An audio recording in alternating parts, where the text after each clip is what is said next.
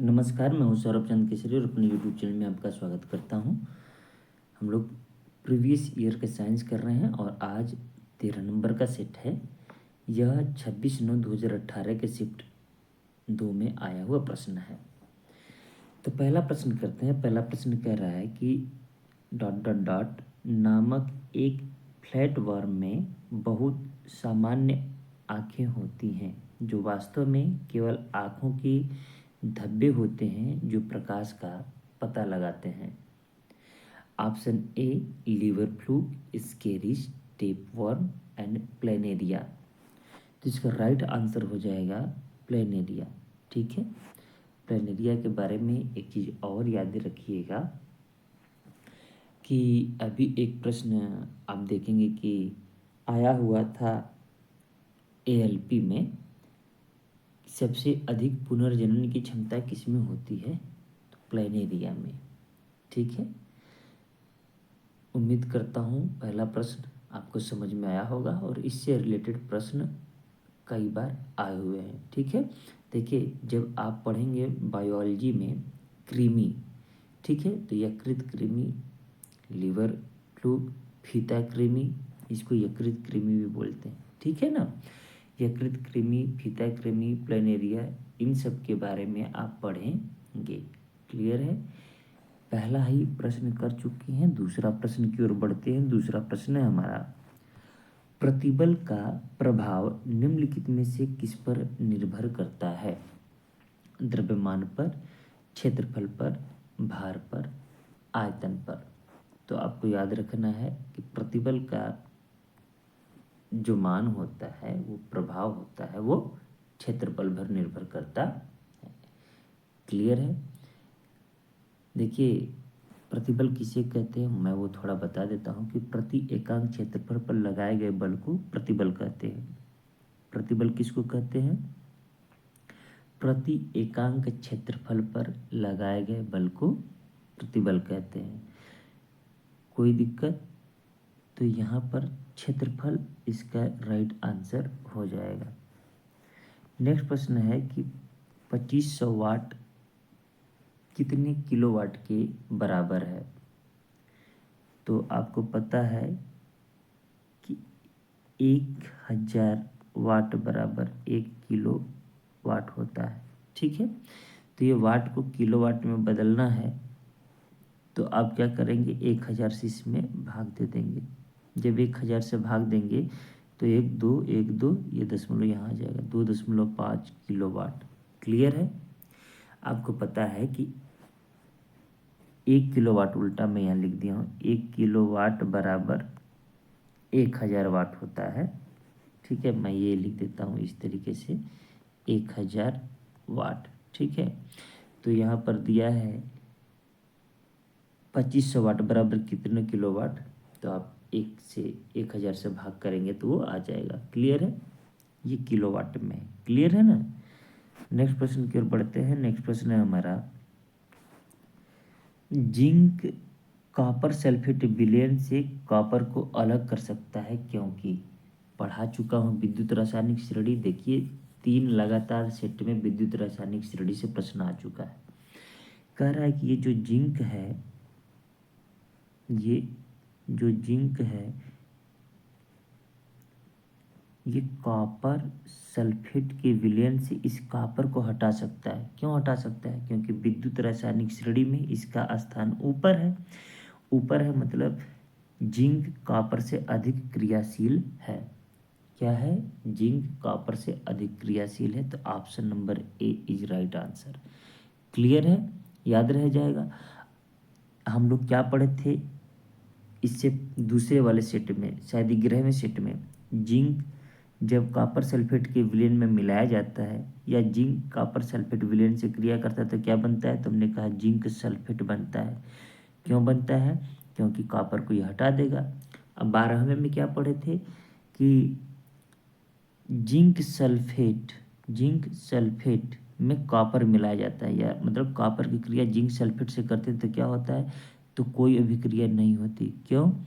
क्योंकि कॉपर का स्थान जिंक से नीचे है, मतलब कॉपर जिंक से कम क्रियाशील है। है कि नहीं। तो यहाँ पर पूछा है जिंक कॉपर सल्फेट विलयन से कॉपर को अलग कर सकता है क्योंकि, तो आप कहेंगे कि जिंक अधिक क्रियाशील है। ठीक है, इसका ऑप्शन नंबर ए हो जाएगा। बढ़ते हैं नेक्स्ट प्रश्न की ओर। नेक्स्ट प्रश्न है हमारा, दिए गए तापमान पर ध्वनि की गति होती है में अधिकतम, मतलब किस में अधिकतम होती है। ठीक है, देखिए तापमान पर, दिए गए तापमान पर पूछा है। ऑप्शन है निकिल, आयरन, एल्यूमिनियम और स्टील। तो याद रखिएगा, हम लोगों को पता है कि धातु में सबसे अधिक एल्यूमिनियम के पास होता है। मैंने कहा कि एनसीईआरटी क्लास 9th का ध्वनि चैप्टर पढ़िए, उसमें बकायदा बना करके सभी धातुओं का और उसमें कितना गति है उसके बारे में उल्लेखित किया है। ठीक है, नेक्स्ट प्रश्न है, कह रहा है कि मेंडल ने F1 पीढ़ी के पौधों से F2 वंशज की पद्धति द्वारा प्राप्त किया। किस पद्धति द्वारा प्राप्त किया? वानस्पतिक जनन, स्वपरागण, अलैंगिक जनन और संकर। तो आपको याद रखना है, F1 से जो F2 वंशज है वो क्या है? स्वपरागण है। क्लियर है। नेक्स्ट प्रश्न की ओर बढ़ते हैं। नेक्स्ट प्रश्न है कि बेंजीन अणु में कितने दोहरे अबंध होते हैं? तो आप देखिए बेंजीन में देखेंगे तो 3 होते हैं। याद नहीं है तो आपको पता होगा कि इस तरीके से होता है। मैं केवल ऐसे बना देता हूँ, ये भी तो बेंजीन का ही फार्मूला है, एक एक छोड़ करके होता है। तो 3 बंध है कि नहीं है? ठीक है, तो 3 दोहरे अबंध होते हैं और 3 सिंगल बंध होते हैं। क्लियर रहेगा, याद रहेगा। बेंजीन में C6H6 इसका फार्मूला होता है।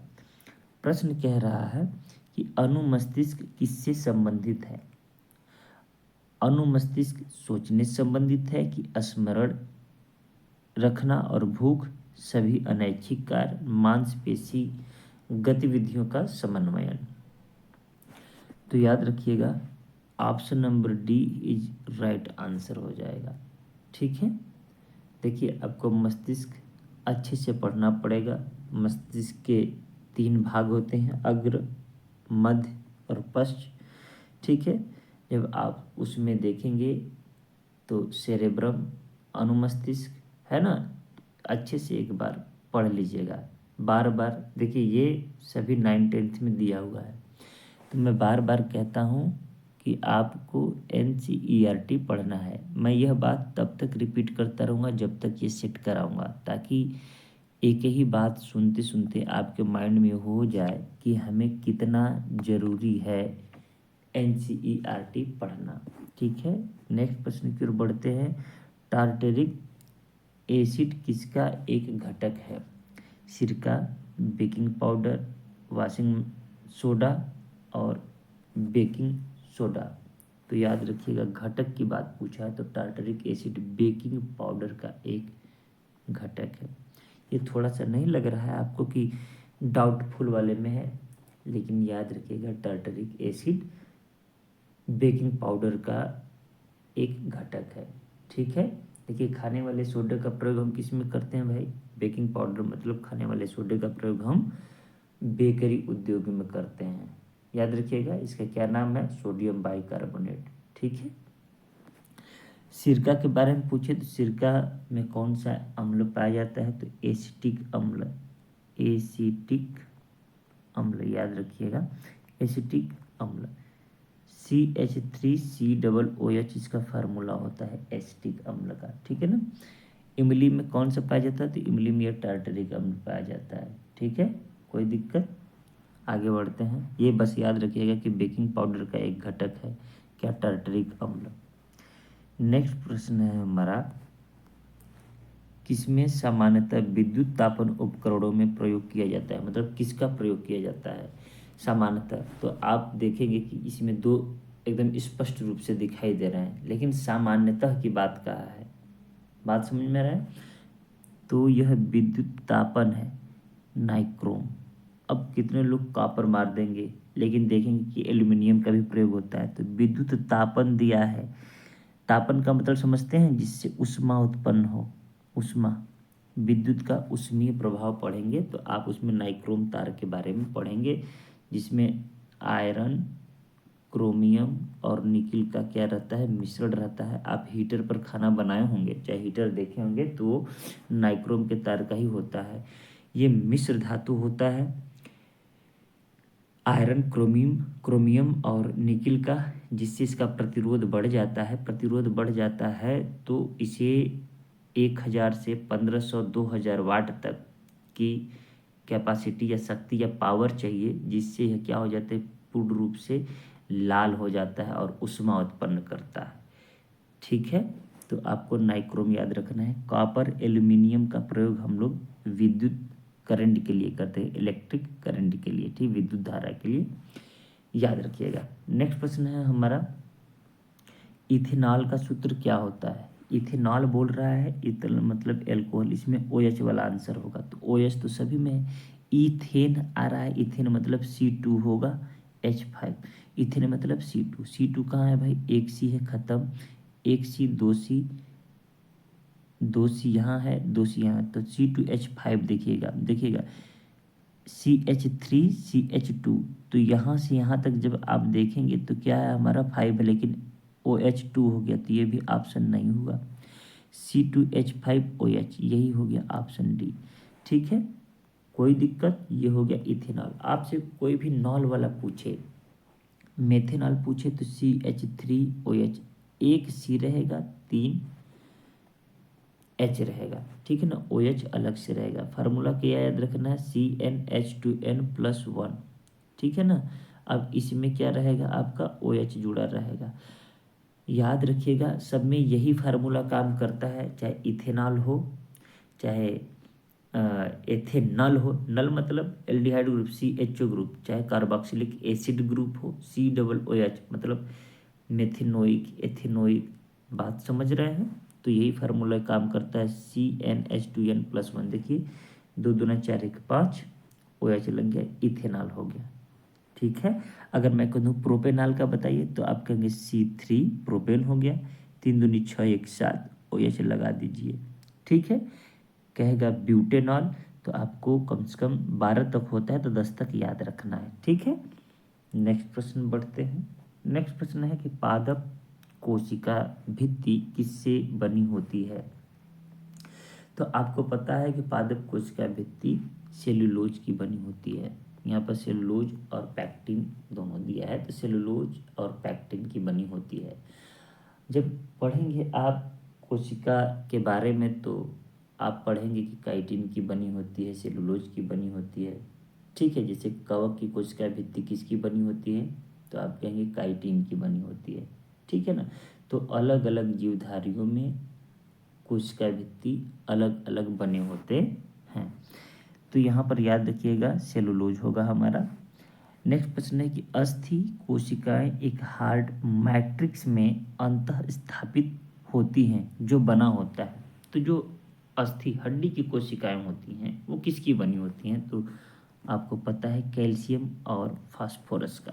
ठीक है ना, जब हड्डी रोग हो जाता है तो देखते हैं आपको, या हड्डियां कमज़ोर हो जाती हैं, रिकेट्स वगैरह की बीमारी होती है, तो कैल्शियम का टैबलेट खिलाते हैं, कैल्शियम फास्फेट का टैबलेट खिलाते हैं। फास्फेट में फास्फोरस मिल जाता है और कैल्शियम दोनों मिल जाता है। ठीक है, कैल्शियम की कमी से ही हमें हड्डी का रोग होता है। क्लियर रहेगा, आगे बढ़ें। अच्छा, कभी कभी ये पूछ देता है कि मसल्स मतलब मांसपेशी और हड्डी आपस में जुड़े होते हैं, तो MBT याद रखिएगा, मसल्स बोन किससे जुड़ा होता है, टेंडन से। ठीक है ना, BBL बोन टू बोन, हड्डी हड्डी आपस में किससे जुड़े होते हैं, तो लिगामेंट से। ये दो बातें आप याद रखिएगा। ठीक है, देखिए मांसपेशी बोन आपस में टेंडन द्वारा जुड़े होते हैं और दोनों बोन बोन लिगामेंट के द्वारा। नेक्स्ट प्रश्न बढ़ते हैं, कह रहा है कि कोश में समायोजित किए जा सकने वाले इलेक्ट्रॉनों की अधिकतम संख्या क्या है, तो 2 है। हमने पढ़ा है KLMN, के का मतलब पहला, दूसरा, तीसरा, चौथा, आगे बढ़ते जाएंगे तो पहला में कितने अधिकतम रह सकते हैं? 2, दूसरे में 8, तीसरे में 18, चौथे में हमने बताया था 2n² से, ठीक है ना, चौथे में 32। इसी फार्मूले से हम यह पता लगाते हैं कि किसी कोश में अधिकतम इलेक्ट्रॉनों की संख्या कितनी हो सकती है। क्लियर है? ये n क्या डिनोट करता है? NKLMN, मतलब कोशों की संख्या डिनोट करता है। ठीक है, नेक्स्ट प्रश्न की ओर बढ़ते हैं। हीरा का निरपेक्ष अपवर्तनांक है, तो रटा रटाया है प्रश्न, कक्षा 10 पढ़ेंगे तो कक्षा 10 में दिया हुआ है 2.42। ठीक है, याद रखिएगा मेरे भाई, प्रीवियस ईयर कर रहे हैं इसलिए मैं बार बार कहता हूँ कि याद रखिएगा। नेक्स्ट प्रश्न कह रहा है कि एक दुकान एक माह में 250 यूनिट ऊर्जा का उपयोग करती है। 250 यूनिट का मतलब समझते हैं? 250 यूनिट का मतलब कि 250 किलोवाट घंटा। ठीक है, कितनी ऊर्जा का उपयोग जूल में किया गया है? अब देखिए, आपको किलोवाट घंटा दिया है या यूनिट दिया है? यूनिट दिया है। ये किस में दिया है? किलोवाट घंटा में, किलोवाट घंटा। ठीक है, ये कह रहा है कि हमें जूल में बताइए। किस में बताइए? जूल में। तो आपको पता होगा कि 1 वाट गुणे 1 सेकेंड क्या होता है? 1 जूल होता है। ठीक है ना, वाट सेकेंड को ही जूल कहते हैं ना, इसलिए मैंने 1 वाट गुणे 1 सेकेंड कर दिया कि 1 जूल। तो 1 जूल मतलब हम निकाल लिए 1 वाट गुणे 1 सेकेंड। तो अब बताइए 1 वाट में कितने जूल होते हैं?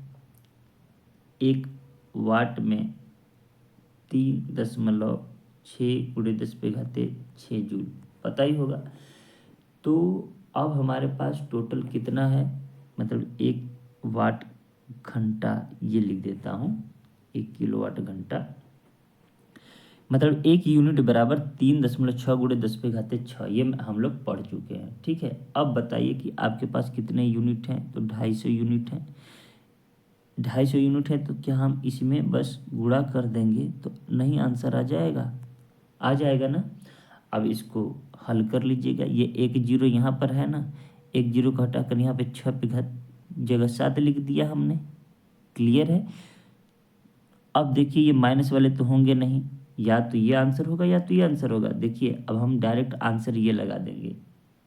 ठीक है, क्यों क्यों लगा देंगे? क्योंकि ये देखिए 25 है, ये 3 है, 25 3 75 करेंगे तो 75, मतलब ये एक ही अंक पर दशमलव है ना, 9.0 मान लीजिए, तो ये 1 बढ़ जाएगा। समझ में नहीं आया तो मैं फिर से इसको करता हूँ ताकि कैसे हल करते हैं वो सबको समझ में आ जाए। देखिए हमने कहा कि 1 यूनिट में होता है 3.6 गुणे 10⁻6 जूल। ठीक है, हमको 250 जूल करना है तो 250 का गुणा हमने 3.6 में कर दिया। ठीक है, अब देखिए ये 1 जीरो का मैंने यहाँ पर ऐड कर दिया। सभी को समझ में आ गया होगा? 10 मतलब 25 गुणे 10 कर दिया तो 10⁻6 की जगह 7 हो जाएगा। अब 25 6 का कितना होता है? 150, 25 3 75, 90 हो गया। 1 अंक पर दशमलव लगा दिया। बताइए 10⁻7 है। अब हम इसको क्या करेंगे? 9.0 लिख सकते हैं, ये वाला यहाँ आ गया तो मतलब 90 को 9 गुणे 10 लिख सकते हैं, 10⁻8 ऐसे आ जाएगा कि नहीं? तो यही हो जाएगा राइट आंसर। इतना टाइम नहीं लगता, आपको गुणा करके बस हल कर देना है। माइनस में किसी कीमत में आएगा नहीं, ये दोनों तो होगा नहीं। और देखिए कॉमन सेंस देखिए ना, केवल 7 तो होगा नहीं। क्यों? क्योंकि 250 का गुणा इसी में करना है। बात समझ में आ रहा है? नेक्स्ट प्रश्न की ओर बढ़ते हैं। नेक्स्ट प्रश्न है हमारा, देखिए यह एक ऐसा मतलब प्रश्न आ रहा है कि अभी तक मैं जितने भी किया हूँ सब में आ रहा है। फिर से वही दिया कि 4 सेकेंड में 25 मीटर।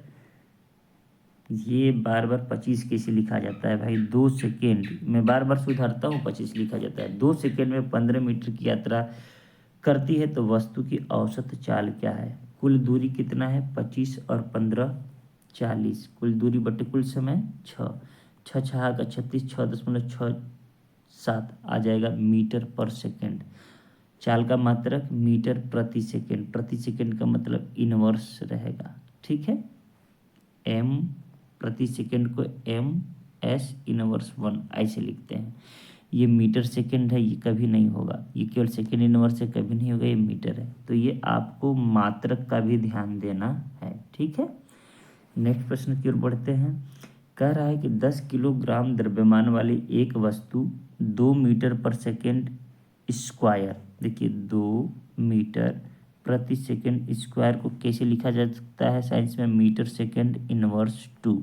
इसको साइंस की भाषा में ऐसे लिखा जाता है, ठीक है, कि गतिमान से है तो वस्तु में निहित संवेग, संवेग बताना है आपको। तो अब देखिए क्या है, यहाँ पर हमको थोड़ा सा जो सवाल है, यहाँ पर मीटर स्क्वायर, जब वस्तु का गति है तो गति में तो मीटर पर सेकंड केवल होता है, ये तो हो जाएगा त्वरण का मात्रक। तो यहाँ पर ये स्क्वायर नहीं है, मुझे लगता है इनवर्स 1 होगा। क्यों? क्योंकि भाई गति का मात्रक क्या होता है, मीटर पर सेकंड होता है ना। तो हो सकता है परीक्षा में गलत छप गया हो, गलत दे दिया हो। तो हमें संवेग का बराबर क्या होता है, द्रव्यमान गुणे वेग, v बराबर mv, m 10 है और 2 है, 2 10 दूनी 20 लिख देंगे। अब यहाँ पर देखिएगा कि इनवर्स में नहीं होगा 20 का, देखिए माइनस में है ना, यहाँ पर माइनस में है ना, माइनस में नहीं होगा, प्लस में होगा। प्लस में माइनस क्या कि ये माइनस में है, ठीक है, क्या है ये माइनस में, मीटर पर सेकंड, हाँ माइनस वाला ही होगा, ठीक है ठीक है ठीक है। देखिए हम भी कंफ्यूज हो रहे हैं, ये आंसर बी होगा। क्यों? क्योंकि मीटर पर सेकंड होता है, मीटर पर सेकंड है, इसका मतलब मीटर सेकंड इनवर्स होगा चाल का मात्रक, गतिमान का मात्रक। तो संवेग का भी मात्रक क्या होगा, देखिए द्रव्यमान का मात्रक केजी रहेगा और v का मीटर पर सेकंड होगा, ठीक है। तो कंफ्यूज नहीं होना है, जैसे मैं अभी हो गया, ये ध्यान रखना, ये आंसर नहीं होगा, ठीक है। आसान प्रश्न था, लेकिन याद रखिएगा दिमाग को स्थायी रख के ही एग्जाम में देना है। कम से कम सफलता का मतलब यही होता है कि हम जो करें वो सही करें, एग्जाम प्रेशर में गड़बड़ हो जाता है। ये देखिए जैसे मैंने अभी गड़बड़ कर दिया ना, तो एग्जाम प्रेशर में यही होता है और गड़बड़ हो जाता है, ठीक है ठीक है। ये देखिए बना करके हमें टाइप करके करने में कभी कभी आपको डिस्टर्ब हो जाता होगा, लेकिन उतना मैनेज आपको करना होगा। नेक्स्ट प्रश्न है कि 200 ग्राम वाली एक वस्तु का उसकी 10 जूल गतिज ऊर्जा के साथ संवेग होगा। देखिए इसमें संवेग पूछा है ना। तो काइनेटिक एनर्जी बराबर हम लोग पढ़े हैं हाफ mv²। अब आप बताइए, द्रव्यमान तो दिया ही है, वेग नहीं दिया है, वेग दिया है गतिज, ये गतिज ऊर्जा दिया है, संवेग पूछ रहा है, ठीक है ना। तो हम क्या इसमें कोई संवेग का रिलेशन लगा सकते हैं? तो बिल्कुल लगा सकते हैं, ध्यान से देखिएगा। ये हाफ mv² को मैं क्या लिख रहा हूँ, ध्यान से सुनिएगा, ये v² है ना मेरे भाई, ठीक है। और हम जानते हैं p बराबर mv है, तो हम इसको क्या लिख सकते हैं, अब ध्यान दीजिएगा, इसको मैं मिटा करके यहीं पे लिखता हूँ हाफ pv। क्या ये बात समझ में आई? मैंने क्या कर दिया, pv लिख दिया। कैसे pv लिख दिया? क्योंकि mv इसमें है, mv की जगह p लिख दिया और क्या हो गया, v लिख दिया। लेकिन अभी भी वेग न दे करके क्या दे दिया है, गतिज ऊर्जा दिया है। तो हम के ई का वैल्यू तो दे दिया है 10 जूल, लेकिन यहाँ पर v का वैल्यू न दे करके द्रव्यमान दिया है, तो हमें हर हाल में द्रव्यमान लाना होगा। अब द्रव्यमान कैसे लाएं, मैं वो आपको सिखा देता हूँ। यही है थियरी पढ़ने का कमाल, ठीक है ना। देखिए के ई काइनेटिक एनर्जी बराबर हाफ mv², ठीक है। तो हम क्या लिख सकते हैं, देखिए दोनों में क्या कर देता हूँ, अगर मैं m से गुणा और m से भाग कर दूंगा तो कोई फर्क पड़ेगा? आप बोलेंगे नहीं। अब यहाँ पर आप देखेंगे कि m² v² हो गया ना। तो मैं क्या लिख सकता हूँ, m² v² की जगह p² लिख सकता हूँ। बोलिए कैसे? देखिए p बराबर mv होता है, अगर दोनों पक्षों का वर्ग करूँ तो कोई फर्क पड़ेगा नहीं।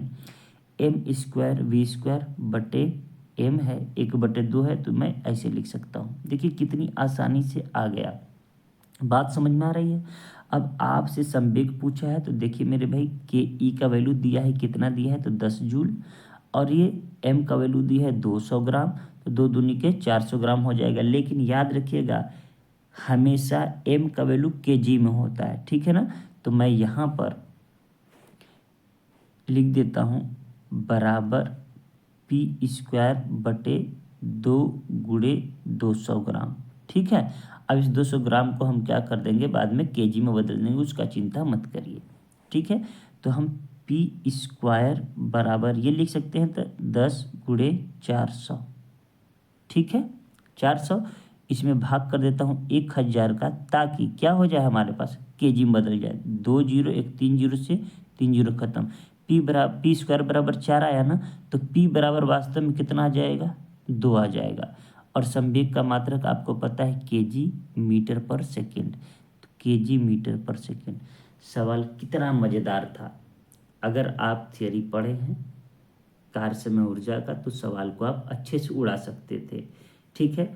मुझे लगता है मैं आपको यह शुरू से लेकर के 19 नंबर का प्रश्न अच्छे से समझा पाया हूँ। अगर कभी भी ग्राम में दिया तो उसको केजी में बदलना ही बदलना है, इसीलिए मात्रक मूल राशि पढ़ाया जाता है। मूल मात्रक आपको याद रखना है कि वो करना ही करना है, ऐसा ही मात्रक, ठीक है। उम्मीद करता हूँ समझ में आया होगा। अगला प्रश्न हम लोग करते हैं। अगला प्रश्न कह रहा है, जब तत्वों को परमाणु भारों के बढ़ते क्रम में व्यवस्थित किया जाता है तो उनके बीच वाले तत्व का परमाणु भार अन्य 2 तत्वों के परमाणु भारों का लगभग औसत होता है। देखिए 3 तत्वों की बात कहा है, और 3 तत्वों की बात किसने किया था, डोबेराइनर ने। डोबेराइनर का ट्रिक नियम, इसमें ट्रिक नियम दिया है कि नहीं दिया है, तो उसी से आप पकड़ लेंगे 3 तत्वों का। क्लियर है ना। न्यूलैंड ने अष्टक नियम दिया था, न्यूटन ने कोई नियम नहीं दिया था, मेंडलीफ ने और मोजले ने आवर्त सारणी का नियम दिया था। आज का अंतिम प्रश्न है, ईका सिलिकॉन को किस के रूप में जाना जाता है।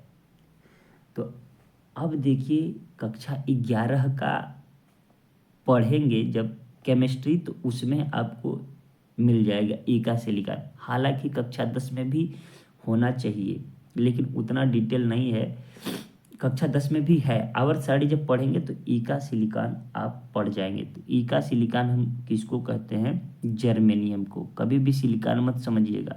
देखिए मैं कहता हूँ काशी गए शंकर पार्वती, ठीक है, यही है काशी गए शंकर। तो जब उन्होंने भविष्यवाणी की थी मेंडलीफ ने, तो उसमें जर्मेनियम के लिए स्थान छोड़ दिए थे और उसका नाम क्या रखा, ईका सिलिकॉन, सिलिकॉन के नीचे। बात समझ रहे हैं। तो जब वो खोजा गया, तब तो ढूंढा गया, खोज हुई भविष्य में, तो उसको सिलिकॉन के नीचे ही रखा गया। क्यों, क्योंकि उसका गुण, उसका इलेक्ट्रॉनिक विन्यास सिलिकॉन के समान था। तो ईका सिलिकॉन का नाम क्या पड़ा, जर्मेनियम पड़ा। याद रह जाएगा, सिलिकॉन कभी मत करिएगा। उम्मीद करता हूँ समझ में आएगी। देखिए ईका सिलिकॉन, ईका बोरान, इसका नाम उन्होंने रखा था, वो भी उसके लिए जगह खाली छोड़ करके, ठीक है ना। मैं आपको नाम बता देता हूँ। ईका सिलिकॉन किसको कहते हैं, जर्मेनियम। ईका एल्यूमिनियम, मतलब देखिएगा बैगन, आलू, गाजर, इन थैला, ये पढ़े होंगे हम तो। ब अलगा इंटल याद किए हैं। तो ये जो गैलियम है मेरे भाई, इसके लिए भी मेंडलीफ ने खाली स्थान छोड़ा था। गैलियम किसके नीचे है, कहेंगे सर एल्युमिनियम के, तो इसका क्या नाम हो गया, ईका एल्यूमिनियम। याद रखिएगा ईका एल्यूमिनियम किसका नाम है, तो आप कहेंगे कि सर गैलियम का नाम है। क्यों, क्योंकि एल्युमिनियम के नीचे गैलियम होता है, ठीक है। अगर आपसे कह दे ईका बोरान, तो ईका बोरान किसको कहते हैं, स्कैंडियम को कहते हैं। स्कैंडियम को किसको कहते हैं, ईका बोरान, क्योंकि मेंडलीफ के आवर्त सारणी में बोरान के नीचे क्या था, स्कैंडियम आने वाला था, उसके लिए जगह खाली छोड़ दिए थे, ठीक है। उम्मीद करता हूँ समझ में आएगा। ये 3 आपको याद रखना है। वैसे अगर मैं कहूँ तो ईका मैग्नीज भी होता है, जो कि टेक्नीशियम के नाम से जाना जाता है, ठीक है ना। टेक्नीशियम एक तत्व है जो कि मैग्नीज के नीचे होता है, ठीक है, तो उसको एका मैग्नीज कहते हैं। ठीक है ना। आप एक बार पढ़िएगा, एकाथेलियम भी होता है।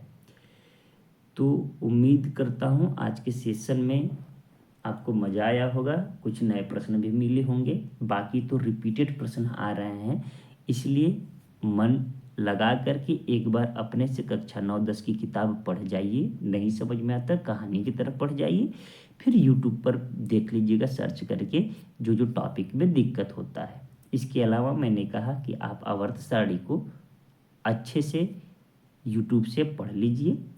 देखिए, आपको कक्षा 10 का अगर नहीं किताब पढ़ने आ रहा है तो कक्षा 10 की किताब देखिए, उसका टॉपिक देखिए, उस टॉपिक को यूट्यूब पर सर्च करिए और पूरा पढ़ करके नोट्स बना लीजिए प्रॉपर, और नोट्स को 2-3 बार 4 बार रिवाइज कर लीजिए। बहुत ज़्यादा पढ़ने से बेहतर है कि एक ही चीज़ को 10 बार पढ़ जाइए। चलिए आज के लिए इतना ही, मिलते हैं नेक्स्ट वीडियो में, तब तक के लिए नमस्कार।